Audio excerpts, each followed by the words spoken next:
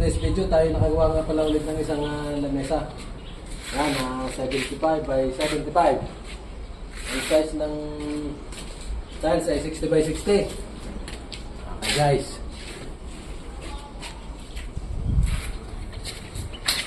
Ayan guys, ang size ng tiles niyan ay 60 by 60 at ang frame naman ito, ang frame nito ay 1 by 3.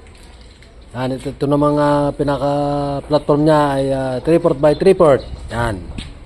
Ang poste niya ay 2 by 2. Ayan guys, napakatibay. Bali yung isa namang 6-seater na yan, 130 by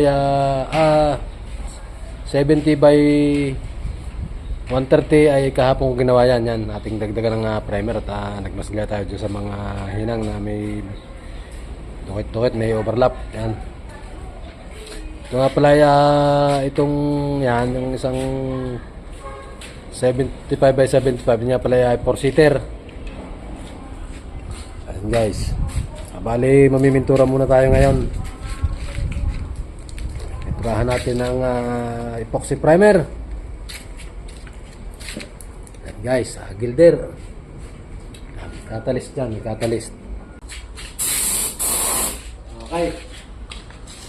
Guys, mamimintura muna tayo.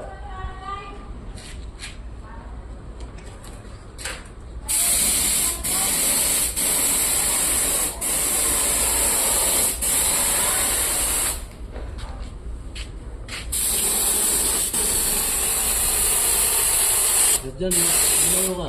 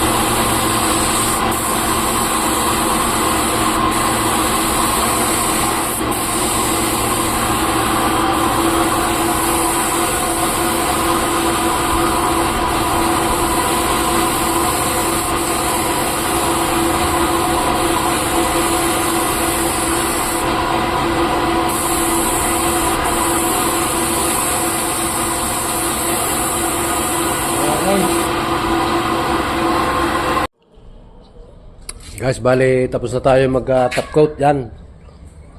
Black. Guys, bukas ilagyan na lang natin ng tiles itong ibabaw. Yan, bago natin na itatsap uli ito. Kasi lalagyan natin ng epoxy dito sa paikot na yan, yan sa gilid. Sa pagitan ng tiles.